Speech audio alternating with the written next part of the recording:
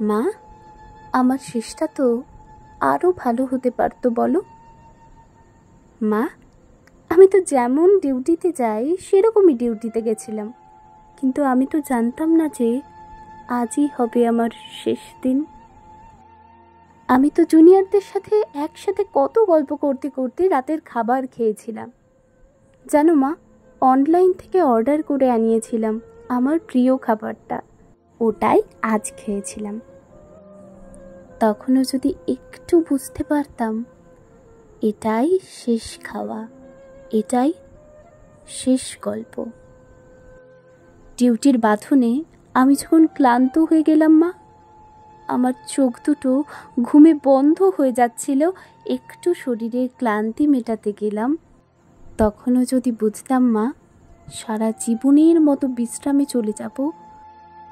তখন ভোর রাত, আমি ওয়ার্ডে একা। তখন ভোরে শীতল বাতাসে আমার একটু ঠান্ডা লাগতে আমি লাল চাদরটা ঢাকা দিয়ে একটু চোখ বন্ধ করেছিলাম শুধু। সেই সময়ের অপেক্ষায় থাকা ওরা আমার সাথে ছি। মা, আমার খুব কষ্ট হচ্ছিল জানো তো।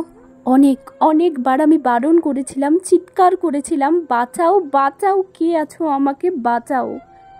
কিন্তু কেউ আমার চিৎকার, আমার আর্তনাদ শুনতে পায়নি জানো তো মা। আর ওরা আরও পশুর থেকেও বিচ্ছিরি ব্যবহার করতে লাগলো, খেলতে লাগলো আমাকে নিয়ে ওরা। আমি ওদের হাতে পায়ে পড়লাম জানো তো। আমি এটাও বললাম যে আমাকে ছেড়ে দাও, দয়া করে ছেড়ে দাও, আমি কাউকে কিচ্ছু বলবো না, আমাকে যেতে দাও। কিন্তু ওরা আর আমায় তোমার কাছে একবার যাওয়ার সুযোগটা দিল না, দিল না তোমার কোলে শেষবারের মতো মাথা রাখতে দিতে, দিল না শেষবারের মতো তোমার হাসি ভরা মুখটা দেখার সুযোগ, দিল না বাবার স্বপ্নে তার রাজকন্যার বড় ডাক্তার হওয়ার কাহিনীকে সত্য করতে। আমার গলা টিপে ধরে, নিজেদের সর্বশক্তি দিয়ে আমার গলা চেপে ধরে জানো মা। আমি অনেক চেষ্টা করেছিলাম বাঁচার, কিন্তু হয়তো আজ ভগবানও চাইনি যে আমি হয়তো বেঁচে থাকি। ওই পশুদের শক্তির কাছে আমি হেরে যাই, আমার গলার হাড় ভেঙে যায়। ওরা আমায় ওভাবেই ওখানে ফেলে রেখে চলে যায়, ওই বিবস্ত্রভাবে। সকালে সবাই আসে, কিন্তু এ কি, আমি আমি কথা কেন বলতে পারছি না? তোমাকেও দেখতে পাচ্ছি, তোমায় কত করে ডাকছি, তুমি শুনতে কেন পাচ্ছ না মা আমার ডাক? ও মা, মা, মা গো, এই তো দেখো, দেখো না মা, ও মা, এই তো আমি। তুমি কাঁদছো কেন? কি হয়েছে তোমার? ও মা।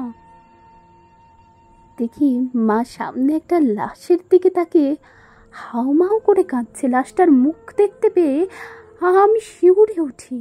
এ কি, এটা যে আমার নিথর দেহ, আমি কি তবে মারা গেছি? আমিও কাঁদতে শুরু করলাম। সবাই আমার মৃত্যুতে শোকাহত। সারা দুনিয়া আমার মৃত্যুর ঘটনা আপাতত জেনে গেছে, সবাই বিদ্রোহ করছে, কিন্তু আমি আমার নিথর দেহের দিকে তাকিয়ে রইলাম। আমার শেষটা তো আরও ভালো হতে পারতো মা। দেখো না মা, ওরা আমার মুখের দেহের কি বিচ্ছিরি অবস্থা করেছে দেখো মা। আমার চিৎকার করতে ইচ্ছে করছে, কিন্তু আমার গলার আওয়াজ এখনো কেউ শুনতে পাচ্ছে না। আমি এতগুলো লোকের সামনে চিৎকার করছি, কিন্তু একটা কেউ আমার এই চিৎকার শুনতে পারছে না, কেউ না।